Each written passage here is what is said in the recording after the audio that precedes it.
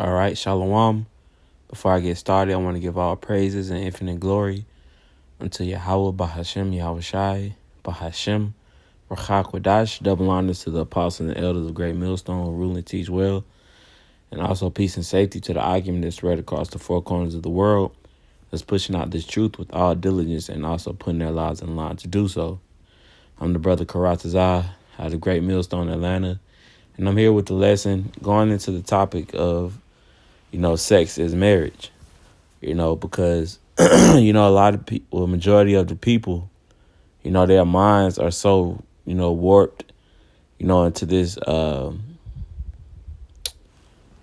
Edomite philosophy, versus, what the actual scripture says. Okay. They're so used to being conditioned, and being trained and listen to what the so-called white man tells them, what certain meanings of words and so on and so forth is, that, they just speak things, and they really don't know what they're talking about, especially, these women. Okay. They always like to say, oh, I'm saving myself until marriage, or, I'm saving myself until I get a ring, which is nothing but what's the word I'm looking for? A tactic, that was used by, these devils, to further their, rulership, their kingdom, man. Okay. Because these people spend millions and millions, of dollars into wedding ceremonies and, dresses, cakes, the whole reception thing, rings, we can't forget about that, which is nothing but, feeding back, to, these devils' pockets, man. Okay. So us, being, Israelites, and prophets of Yahweh Bashem Yahweh Shai, the Lord revealed unto us the secret things, man. And our mind is no longer, thinking as an individual who knows nothing but American, philosophy, man. American ways, American doctrine. Okay, so this is, I'm going to start off, before I get to it, in the book of Romans chapter 12. And I'll go straight to the point in verse 2. And it says, and be not conformed to this world, but ye be transformed by the renewing of your mind. You see, and I bought this out because the Lord really had, to brainwash us, man. Literally wash our brains, from the filth and the gunk and the filthy things of this world, man, to understand, these scriptures. Okay. It says that you may prove what is good, what is that good and acceptable and perfect will of the Most High. You see, so the Lord had to renew our minds, man. All right. Now we're able to understand, what the scriptures is speaking about, in prophecy and the book of Revelations, and so on and so forth, man. Okay. So I just wanted to bring that out, to, show you how, you can't have your mind thinking as, and these American people, man. All right. Because they're doing nothing but following a wicked ruler, man. All right. So from here, I'm going to go to the book of Genesis chapter 24. I'm going to skip down.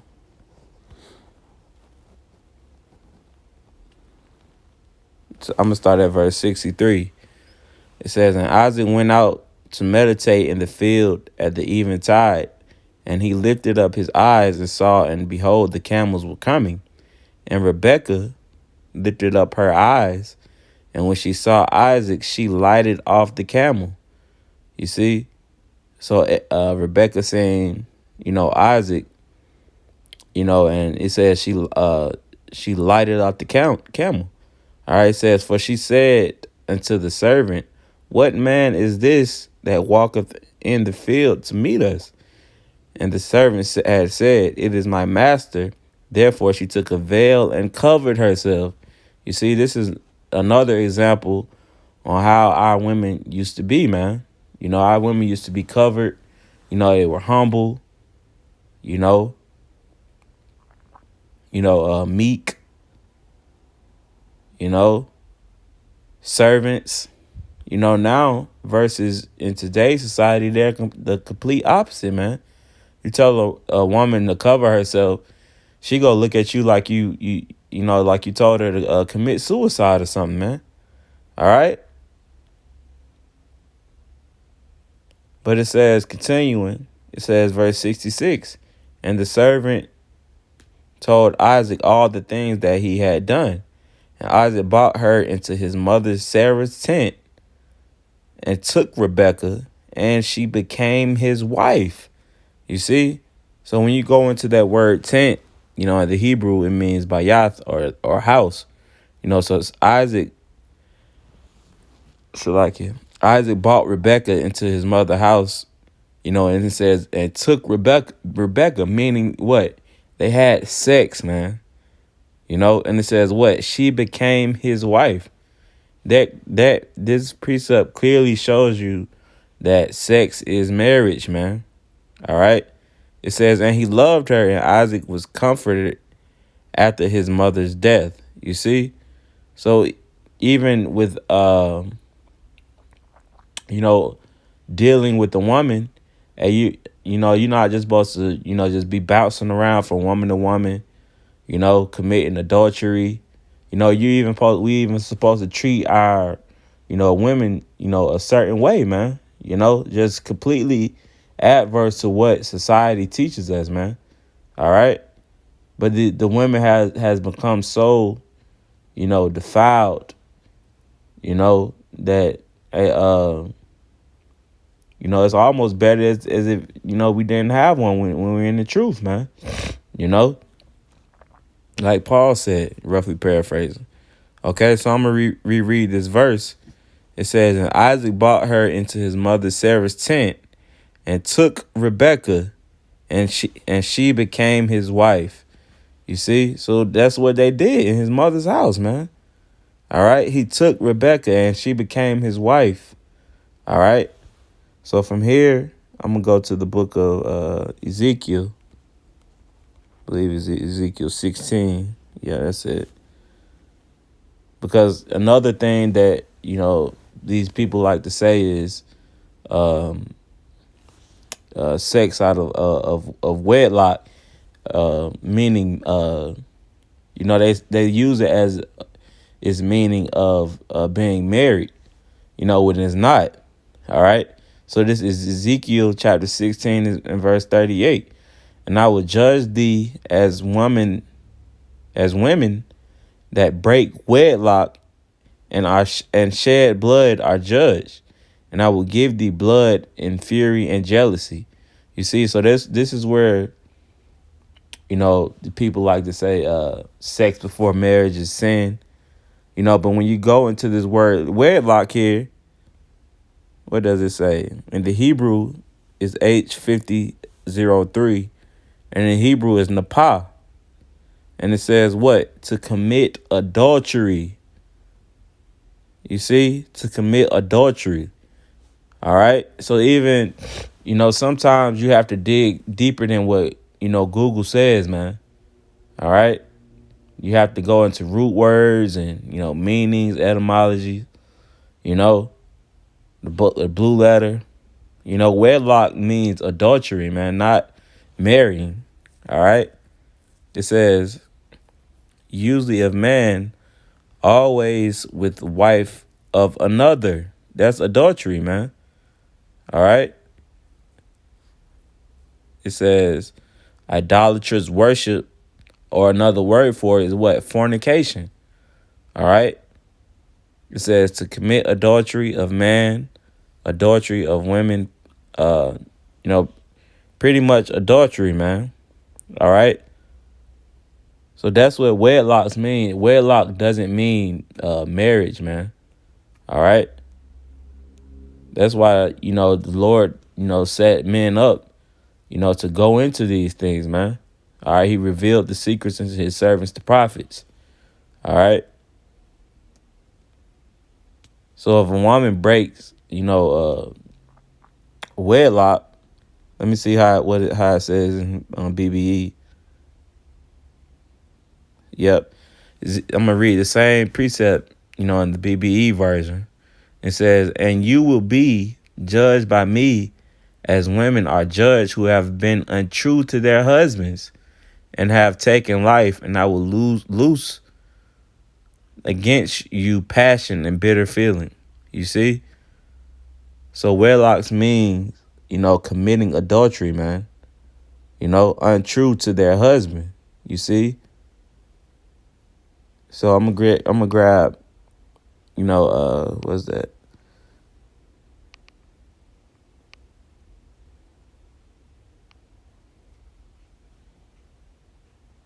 So like you bear with me, let me find it.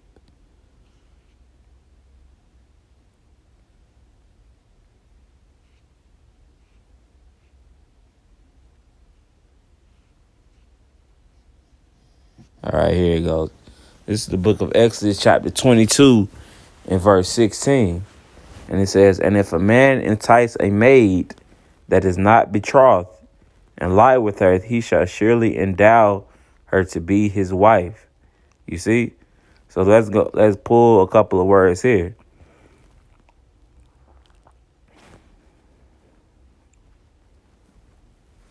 The word entice here, in the Hebrew is H6601. I believe the Hebrew is patah. And it says to be spacious, to be open, simple, deceive, or persuade, or be persuaded. It says flatter, allure, so basically, if a man, allures or gets a woman that is not betrothed, let's get this word betrothed.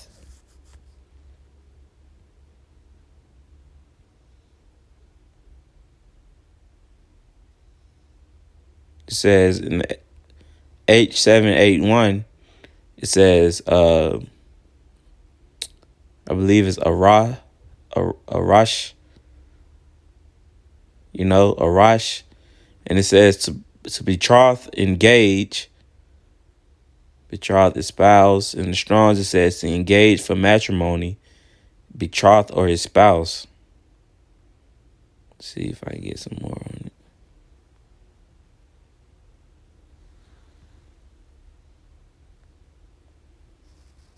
Matter of fact, I know what I can do.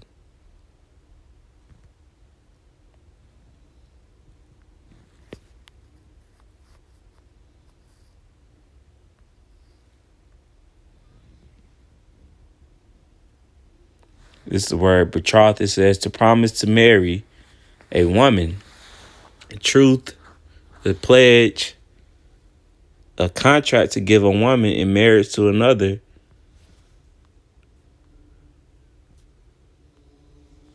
So it says, going back to Exodus 22 and 16, "And if a man entice a maid that is not betrothed and lie with her, he shall surely endow her to be his wife."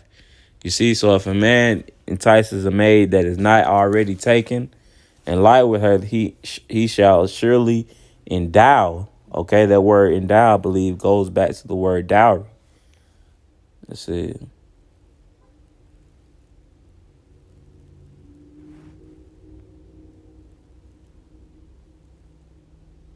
Yep.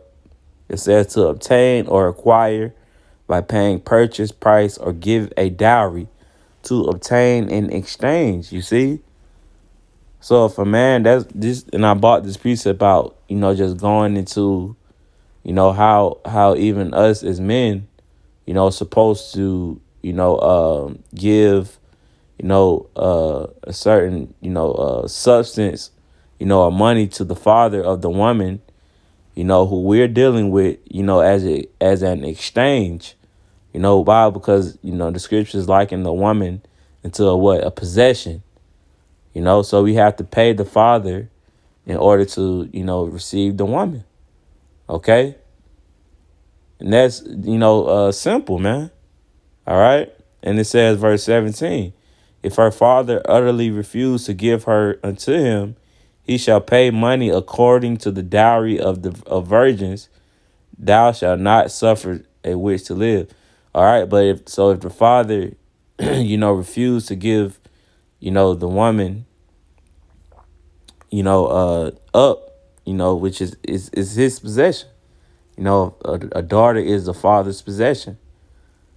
You see?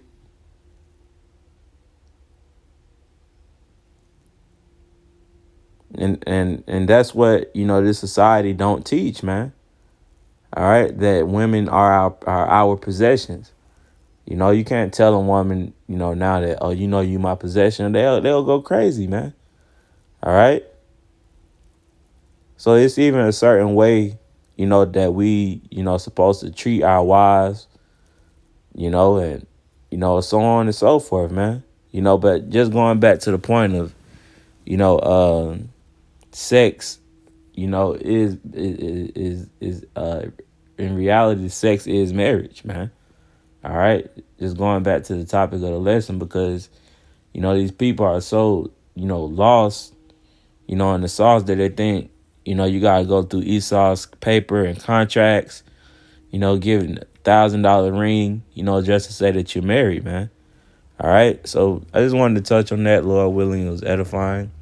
Close out by giving all praise and infinite glory unto Yahweh, Ba'Shem Yahweh Shai, Bahashem Rakakwadash, that belongs to the apostles and elders of Great Millstone. So next time I say Shalom.